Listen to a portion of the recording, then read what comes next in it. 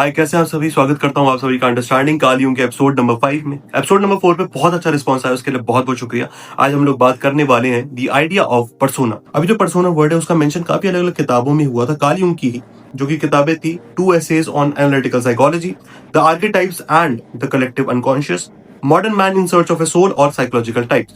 अब क्या ये जो वर्ड है पर्सोना, वो नॉर्मली इस्तेमाल किया जाता था ग्रीक में। जब भी थिएटर्स में जो एक्टर्स होते थे, जिस मास्क को पहनते थे, उसको पर्सोना कहा जाता था। फिर उस कॉन्सेप्ट को पर्सोना कहा जाता था।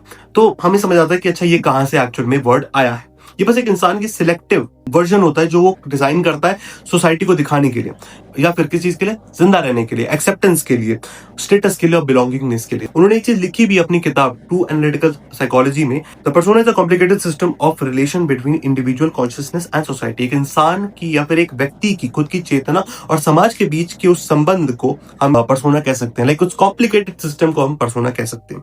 और पर्सोना खुद में एक जवाब है इस सवाल का कि एक इंसान को क्या बनना पड़ेगा ताकि ये समाज उसे एक्सेप्ट करे। अगर हम यहीं पर हम बेसिक स्ट्रक्चर समझें कि पर्सोना का होता क्या है, तो हमें समझना पड़ेगा कि हम बचपन में क्या थे। हम बचपन में क्या थे कि हम काफी स्पॉन्टेनियस थे, ऑथेंटिक थे।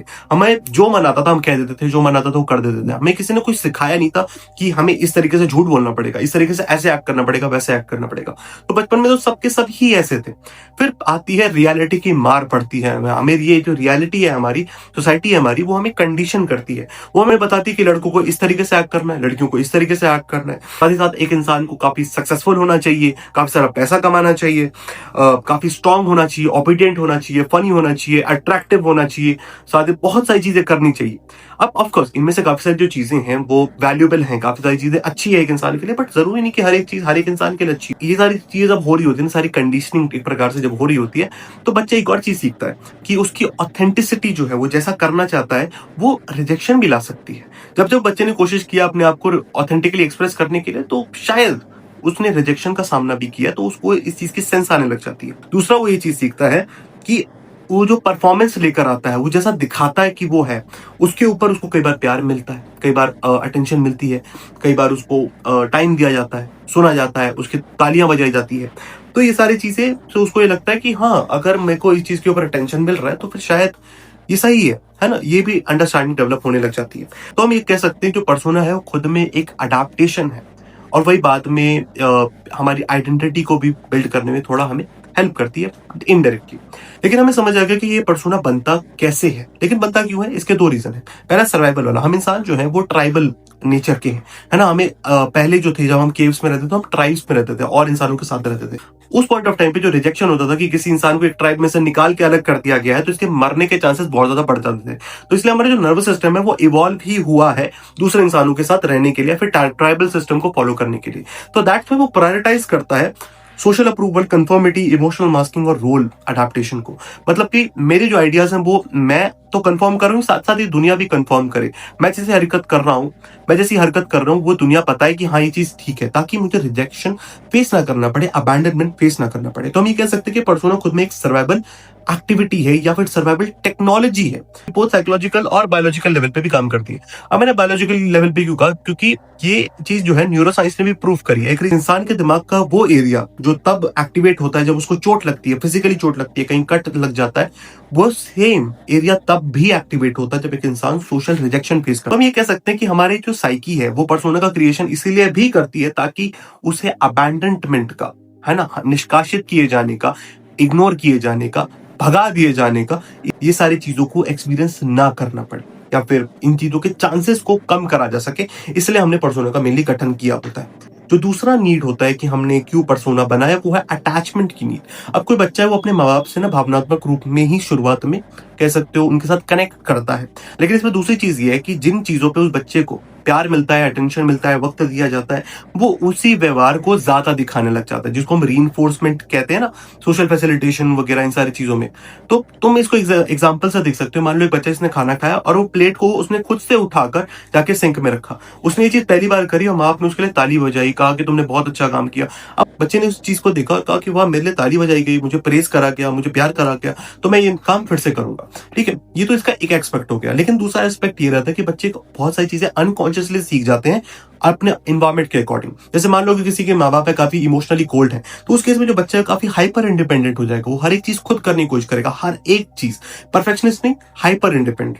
वही अगर घर में काफी क्योटिक मारपीट वाला पूरा माहौल हो रखा है, तो बच्चा शायद से पीस मेकर बन जाए, वो कोशिश करेगा हर जगह शांति रखने की। साथ साथ जो पेरेंट है वो काफी नार्सिसिस्टिक है, तो उस केस में बच्चा अपने अंदर एक अचीवर पर्सोना डेवलप कर सकता है। वो चाहेगा जितना ज्यादा हो सके उतना ज्यादा अचीव करना है, वो पागल हो जाएगा अचीव करते करते। और मैं ऐसा नहीं कह रहा कि ऐसा ही होता है, बट इन सबके चांसेस थोड़े ज्यादा बढ़ जाते हैं। साथ साथ अगर अनप्रिडिक्टेबल क्रिटिसिज्म है, पता नहीं कि यहाँ पे क्रिटिसिज्म मिलेगा, बट फिर भी माँ बाप ने डांट दिया, मारपीट करने स्टार्ट कर दी, तब उस बच्चे के अंदर परफेक्शनिस्ट पर्सोना डेवलप होने के चांसेस बढ़ जाते हैं। तो हम ये कह सकते हैं कि बच्चा अपनी खुद की ऑथेंटिसिटी को सैक्रिफाइस करता है ताकि उसे अटैचमेंट की सिक्योरिटी मिले, और यही चीज उसके बाद में आइडेंटिटी भी एक प्रकार से बनाने लग जाती है। अभी जो आइडिया हमें समझ आ गया कि अच्छा पर्सोना किस तरीके से काम करता है, या फिर ओवरऑल पर्सोना है क्या, मोटा मोटी हमें समझ आ चुका है। अभी जो आइडिया है इसी से सिमिलर और भी आइडियाज आए थे, जैसे कि डोनाल्ड विनकट का जो आइडिया था फॉल्स सेल्फ का। उन्होंने ये आर्ग्यू किया था कि जब कोई बच्चा है जिसकी ऑथेंटिक इंपल्सेस, मतलब बच्चा जैसे करना चाहता है वो कर रहा है, फॉर एग्जाम्पल बच्चे को ड्राइंग करनी अच्छी लगती है, अब ऐसी ऑथेंटिक इंपल्सेस को जब इग्नोर करा जाता है ना, नजरअंदाज किया जाता है, बच्चे को मारा पीटा जाता है, साथ ही साथ उस चीज को उसको इमोशनली अनसेफ महसूस कराया जाता है उनकी ऑथेंटिक इंपल्सेस के कॉन्टेक्स्ट में, तब वो बच्चा क्या करता है, अपने अंदर एक सोशली कंप्लायंट वर्जन बनाता है, या फिर वो कोशिश करता है कि वो सोशली कंप्लायंट सेल्फ बना ले, ताकि कोई उसे कोई फालतू चीजें ना बोले। ठीक है, मान लो कि बच्चा है जो ड्राइंग वगैरह करता था और देख रहा है कि माँ उस चीज को इग्नोर कर रहे हैं, उसको डांट रहे हैं, तो वो कहता है भाड़ में जा, नहीं करनी ड्राइंग। माँ आपको अच्छा लगता है क्या पढ़ाई करना, तो ठीक है पढ़ाई करूंगा। माँ आपको अच्छा लगता है डांस करना, तो ठीक है मैं डांस करूंगा। ठीक है, क्या करेगा, सोशली कंप्लायंट सेल्फ बना। और ये सिर्फ माँ बाप के साथ नहीं रहता, ठीक है, वो और लोगों के साथ भी चला जाता है। वो अपनी खुद की ऑथेंटिसिटी को त्याग देते हैं ताकि उनको थोड़ा सा चीजें मिल सके। बिकॉज इस केस में जो फॉल्स सेल्फ है वो ट्रू सेल्फ को बचाने की कोशिश करिए, क्योंकि ट्रू सेल्फ काफी वल्नरेबल है, वो ढंग से डेवलप ही नहीं हुआ। इसे हमें देखने को मिलता है दूसरा आइडिया है, फिर सिमिलर आइडिया हुआ एल्फ्रेड एडलर का कंपेंसेशन का आइडिया, जो कहता है कि इंसान की पर्सनालिटी डेवलप होती है कि वो इंफीरियोरिटी के लिए कंपेंसेट करता है। मतलब कोई एक इंसान है जिसे मान लो बचपन में बहुत ज्यादा बुली करा गया है, अब वो बुली करा गया है, तो वो अब क्या है, अब वो जानबूझ के थोड़ा ऐसे एक्ट करता है कि वो दिखाए कि उसको बुली कभी नहीं किया गया, वो बहुत ज्यादा स्ट्रांग है। उसने उस पर्टिकुलर इमोशंस पे काम नहीं किया, उसने उस याद के ऊपर काम नहीं करा कि पहले उसे कैसा लगता था जब वो बुली किया जाता था, या फिर उसने उस चीज के ऊपर ओवरऑल काम नहीं करा साइकोलॉजिकली, बट उसने कंपेंसेशन लिया है, अपनी बॉडी को ऐसा बना लिया, अपने मन को ऐसा बना लिया है, अपने पूरे पर्सनालिटी को इस प्रकार का बना लिया है कि कोई इंसान उसको छू भी नहीं सकता। बट आज भी मे बी उसके अंदर उस चीज की कोई ना कोई दिक्कत हो सकती है। उसी प्रकार कोई बच्चा है जो काफी पहले बचपन में किसी चीज में मान लो बहुत वीक था, तो पढ़ते पढ़ते या फिर काम के साथ या फिर वक्त के साथ अब वो काफी ज्यादा डोमिनेटिंग उस चीज में बन चुका है। तो यहाँ पर क्या है, कंपनसेशन आ रहा है। लेकिन पर्सोना इस केस में अपने अंदर और भी चीजें लेके चल रहा होता है, शेम, इंफीरियरिटी, हेल्पलेसनेस, इनकॉम्पिटेंस, ये सारी चीज अपने अंदर लेके चल रहा है, बट वो दिखा नहीं रहा है। क्यों? कंपनसेशन उन सबके ऊपर चल रहा है। किसी इंसान को किसी चीज के ऊपर शर्म आती थी, तो अब वो चीज बहुत ज्यादा करता है। फॉर एग्जाम्पल मैं अपना बताता हूँ, मेरे को पहले शर्म आती थी कि लोग मेरी तरफ ना देखें, और अब मैं बैठ के यूट्यूब वीडियो बनाता हूँ, है ना, ताकि मेरे को बहुत सारे लोग देखें। मैं जाके स्टेज पे बोलता हूँ ताकि उनको बहुत सारे लोग देखें, क्योंकि ये नेगेटिव नहीं है, ये बस एक प्रकार का व्यू है एल्फ्रेड एडलर का कि हम इंसान अपनी पर्सनालिटी को कैसे बनाते हैं। अब यहाँ पे हम कालियों के बारे में बात कर रहे हैं और सिगमंड फ्रॉइड ना आया ऐसा तो हो नहीं सकता, है ना। तो यहाँ पे सिगमंड फ्रॉइड भी आते हैं। उन्होंने पर्सोना के ऊपर डायरेक्टली तो नहीं बोला, लेकिन उनका जो आइडिया था ईगो का, वो इस चीज के ऊपर एक प्रकार से ओवरलैप जरूर करता है। उनकी एक किताब थी सिविलाइजेशन एंड इट्स डिसकंटेंट, उसमें उन्होंने कहा था कि किसी भी सभ्यता को चलने के लिए रिप्रेशन तो होगा ही होगा। किसी न किसी इंसान को, किसी न किसी समाज को अपने कुछ न कुछ विचारधाराओं को थोड़ा दबा के रखना ही पड़ेगा ताकि वो सभ्यता ढंग से चल पाए। तुम अपने दोस्त के साथ बात कर रहे हो, तुम बात करते करते कुछ बातें ऐसी होती जो तुम नहीं कहते ताकि उसे बुरा ना लगे, ताकि तुम्हारी दोस्ती ना टूटे, राइट। तो यहाँ पर भी वही चीज हो रही है, यहाँ पर भी उनका वही कहना है। यहाँ पे वही इसी चीज को आर्ग्यू करते हैं कि सोसाइटी एक इंसान की इंस्टिंक्चुअल ड्राइव को भी सप्रेस करती है। इंस्टिंक्चुअल ड्राइव क्या हो सकती है?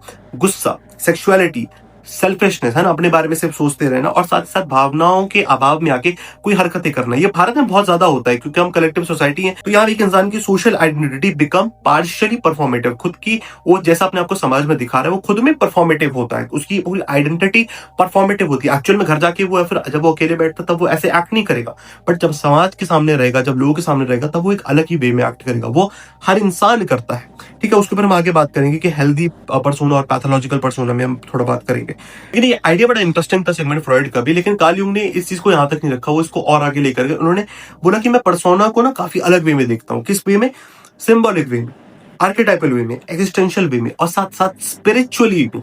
स्पिरिचुअली इनफैक्ट वो ऐसा भी कहते थे कि काफी डेंजरस चीज भी है पर्सोना, स्पिरिचुअली, आध्यात्मिक रूप से। लेकिन एक और बड़ा ही इंटरेस्टिंग कॉन्सेप्ट मैंने जब मैं इस चीज के बारे में पूरा पढ़ रहा तो मुझे देखने को मिला, वो था एर्विंग गॉफमैन का। एर्विंग गॉफमैन एक सोशियोलॉजिस्ट थे। उन्होंने कहा था कि जिंदगी खुद में एक परफॉर्मेंस है, लाइफ इज अ परफॉर्मेंस। सब लोग रंगमंच पे खड़ी कठपुतलियां हैं। उन्होंने कहा कि इंसान का इंटरेक्शन जो है वो थिएटर को ही तो रिजेंबल करता है। थिएटर मतलब जो प्लेज नहीं होते, तुमने मे बी देखा हो शेक्सपियर का, या फिर काफी फेमस प्ले रहते हैं, तुम्हें ना पता हो तो फिर तुम गूगल कर लेना, तुम्हें देखने को मिल जाएगा। तो जो थिएटर रहते हैं वो फिल्म थिएटर्स नहीं, डिफरेंट होते हैं। तो वो थिएटर को ही तो मिमिक कर रहा है, फिर रिजेंबल कर रहा है। हम सभी इंसान के पास कुछ ना कुछ रोल्स होते हैं, जैसे कहीं कोई आप बेटे हो, किसी की बेटी हो, कहीं पे आपको एडल्ट वे में एक्ट करना है, कहीं पे आपको स्टूडेंट की तरह एक्ट करना है, कहीं पे आपको इंटेलेक्चुअल बनना है, तो कहीं पे बेवकूफ बनना है, कहीं पे आपको एक बागी की तरह, एक रेबल की तरह एक्ट करना है, तो कहीं पे आपको विक्टिम दिखना है, कहीं पे आपको बहुत जीनियस दिखना है, और कहीं पे आपको बेवकूफ दिखना है। तो ये सारी जो चीजें हैं, ये हमें डिफरेंट डिफरेंट रोल्स दिए जाते हैं, और हम इनके रोल्स के अकॉर्डिंग ही काम करते रहते हैं। अलग अलग सिचुएशन, अलग अलग ऑडियंस आपके अंदर अलग अलग प्रकार के रोल को एक्टिवेट करती है, और इसी तरीके से हम चलते आ रहे हैं। तो ये इनका बड़ा एक इंटरेस्टिंग एक टेक था इसी सेम चीज को लेकर। लेकिन मॉडर्न साइकोलॉजी पर्सोना को किस तरीके से देखती है? मॉडर्न साइकोलॉजी पर्सोना को डिस्क्राइब करती है अलग अलग चीजों के द्वारा, जैसे कि सेल्फ कॉन्सेप्ट, कि तुम अपने आप को कैसे देखते हो, तुम अपने इंप्रेशन को किस तरीके से मैनेज करते हो, तुम नई नई चीजों को लेके कैसे अडेप्ट कर पा रहे हो, तुम्हारी जो ओवरऑल जो हमारा व्यक्तित्व बना है, तुम्हारी आइडेंटिटी बनी, वो बनी कैसे, किस चीज ने तुम्हें कंडीशन किया, किस चीज से तुमने क्या चीज सीखी, ये चीज। और साथ साथ अटैचमेंट स्ट्रेटेजी, तुम अपने माँ बाप के साथ या लोगों के साथ किस तरीके से अटैच हुए, शुरुआत में भी, बचपन में भी, और अभी भी। ये सारी चीजें ही से उन्होंने पर्सोना को एक्सप्लेन करने की कोशिश की है कि हाँ, हम इंसानों का जो बिहेवियर है वो सोसाइटी, समाज, हर एक चीज से थोड़ा थोड़ा चेंज होता आया है, ठीक है। लेकिन मैं ये नहीं कह रहा हूँ कि मॉडर्न सोसाइटी एकदम अलग है, नहीं, वो सिमिलर ही चल रही होती है। इसलिए युंग का मानना यह था कि जो पर्सोना है खुद में सिर्फ एक बिहेवियर है, जो कि एक इंसान का खुद का कवच बनता है, आर्मर बनता है, एक किसी के लिए एक पिंजरा बन जाता है, एक जेल बन जाती है कि अब उससे बाहर नहीं निकल पा रहा है। किसी के लिए वो एक एडिक्शन बन जाता है, तो किसी के लिए एक आइडेंटिटी का मतलब कि खुद की व्यक्तित्व का एक भ्रम बन जाता है, हेलुसिनेशन बन जाता है, इल्यूजन बन जाता है। वीडियो की स्टार्टिंग में मैंने बताया था कि जो पर्सोना होता है वो बुरा नहीं होता है ना, गलत नहीं होता है। इसके दो टाइप है मेनली, हेल्दी और पैथोलॉजिकल। पैथोलॉजिकल नेगेटिव होता है, बुरा होता है। हेल्दी पर्सोना एक इंसान के लिए नेसेसरी है, बिना उसके तुम किसी इंसान से बात नहीं कर सकते। तुम्हारा सोशल लाइफ कोलैप्स हो जाएगा, एक पूरी सिविलाइजेशन कोलैप्स हो जाएगी। क्यों? मैंने बताया ना कि तुम अपने दोस्तों से बात कर रहे हो तो तुम कुछ चीजें दबाते हो, कुछ चीजें रोकते हो अपने आप को बोलने से, ताकि इसको बुरा ना लग जाए, राइट। तुम्हारी पूरी सोशल लाइफ में ही तुम कुछ ना कुछ चीजों को चेंज करते रहते हो। तुम किसी लड़की से बात कर रहे हो तो तुम चीजों को चेंज करोगे, लड़के से बात करो तो चेंज करोगे, है ना, किसी और अनजान किसी इंसान से बात करो तो चेंज करोगे, राइट। बिना ये चेंज के, बिना ये पर्सोना लाए तो तुम अपनी सोशल लाइफ चला ही नहीं सकते। समाज में भी कोई एक इंसान है जो अपने आप को रोकता है, तो ताकि दूसरा इंसान थोड़ा वो आगे जा सके, है ना। ये सब इसी तरीके से एक सिस्टम की तरह काम करती है, और ये जब ना हो, ये पर्सोना ही ना हो, तो सिविलाइजेशन ही कोलैप्स हो जाएगी। लेकिन प्रॉब्लम तब आ जाती है, तब एक इंसान पैथोलॉजिकल पर्सोना में चला जाता है, जब वो अपनी आइडेंटिटी को अपने पर्सोना के साथ मैच कर दे। वो सोचे कि मेरा पर्सोना और मेरी आइडेंटिटी सेम है। मैं अगर एक टीचर हूं तो मेरी पूरी आइडेंटिटी ही टीचर बेस पे हो जाएगी। मैं स्कूल में, घर में, हर जगह सिर्फ एक टीचर की तरीके से ही एक्ट करूंगा। एक टाइटल होना एक अलग बात है, बट एक इंसान अपने आप को पूरी तरीके से अपनी पर्सोना के साथ अगर डाल देता है, तब उसके लिए बहुत ज्यादा मुश्किल हो जाता है। क्यों? क्योंकि जितना ज्यादा कोई इसी इंसान को, जितना ज्यादा अप्रेजल मिलता है, जितना ज्यादा प्रेस किया जाता है, जितना ज्यादा उसको वाहवाही मिलती है, उसके पर्सोना पे उतना ज्यादा ही मुश्किल होता है उसको, उस पर्सोना को, उस मुखौटा को अपने मुंह से हटाने का, या फिर अपने मन से हटाने। क्योंकि जब वो नहीं हटा पाता है, तब उसके अंदर एम्प्टीनेस, नंबनेस, मतलब एक इंसान सुन्न पड़ने लग जाता है, आइडेंटिटी की confusion, burnout, depression, dissociation, chronic anxiety, और साथ साथ उस इंसान के अंदर लोनलीनेस भी आ जाती, तब भी जब उसके आसपास लोग हैं जो उसकी कदर करते हैं, उससे प्यार करते हैं। यहाँ से हमें काफी सारे इशू देखने को मिलते हैं। क्यों आजकल के लोग हैं जो काफी सक्सेसफुल होने के बावजूद ये कहते हैं कि मेरी लाइफ में कुछ है ही नहीं, मुझे अकेला महसूस होता है, डिप्रेशन आता है, एंजाइटी आती है, because may be this can also be a issue with. लेकिन इसके साथ एक पैराडॉक्स भी है कि इंसान अपने पर्सोना को टोटली हटा ही नहीं सकता जब तक दूसरा इंसान एग्जिस्ट करता है ना। जब तक कोई और इंसान एग्जिस्ट करता है, तब तक वो अपने आप को टोटली पर्सोना से फ्री नहीं कर सकता। ये चीज बहुत ही मुश्किल है। मैं ये नहीं कह रहा हूं कि कोई नहीं कर सकता, मे बी कुछ इंसान हो जो ये चीज कर पाए, बट मेजॉरिटी ऑफ द इंसान नहीं कर पाते। कोई तुम्हारा इंटरव्यू लेने अगर आ गया ना, तो तुम थोड़ा डिफरेंट वे में एक्ट जरूर करोगे। दैट्स व्हाई तुम देखते हो कि कुछ इंटरव्यू लेने जब कुछ लोग आते हैं, तो कुछ लोग बहुत ज्यादा फालतू में एग्जैजरेट करके चीजें बताने लग जाते हैं। तो गोल बस ये होना चाहिए कि फ्लेक्सिबिलिटी विदाउट पोजेशन, कि मैं आराम से फ्लेक्सिबल हूं। मैं चाहूं तो एक इस तरीके से भी एक्ट कर सकता हूं, उस तरीके से भी एक्ट कर सकता हूं, बट मैं उस पर्टिकुलर पर्सोना को अपने ऊपर हावी होने नहीं दूंगा। ये ज्यादा इंपॉर्टेंट है। अगर हम इसके ऊपर बात करें ना सोल्यूशन के ऊपर, तो देखो सोल्यूशन के ऊपर मैंने एक डेडिकेटेड वीडियो तक बना रखी थी, जो कि था पूरा प्रोसेस इंडिविजुएशन का। कार्ल युंग ने इसका सोल्यूशन इंडिविजुएशन ही दिया था, जिसके ऊपर मैंने वीडियो बना रखी है। तुम्हें डिस्क्रिप्शन में लिंक देखने को मिल जाएगा, तुम उस वीडियो को जरूर देखना। वीडियो के लिए मैंने काफी पढ़ा है, तुम देख सकते हो ये नोट्स एंड इधर भी है, तो मैंने काफी इस चीज के लिए पढ़ा था ताकि मैं काफी अच्छे से वीडियो बना पाऊँ। नॉर्मली मैं इतना ज्यादा तो नहीं पढ़ रहा होता, बिकॉज मैं सोच रहा होता हूँ कि नहीं यार कौन ही देखेगा, बट लास्ट वीडियो में इतना अच्छा रिस्पॉन्स आने के बाद मैंने सोचा क्यों ना इस पे ताबड़तोड़ करते हैं। तो मैंने खूब सारा बड़ा खूब सारे नोट्स बनाए एंड आप लोगों के लिए वीडियो लेकर आया। मैं ये नहीं कह रहा हूँ कि इसके लिए मुझे ये चीज दो वो चीज नहीं, बट आई वुड से अगर आपको वीडियो अच्छी लगी हो तो कुछ अच्छे शब्द कमेंट में जरूर कह देना। बाकी अगर आप चाहते हो कि 1-on-1 मेरे से बातें करो, तो फिर आपको डिस्क्रिप्शन में लिंक देखने को मिलेगा, उसे चेकआउट जरूर करना। मैं मिलता हूँ किसी और दिन, तब तक के लिए बाय बाय।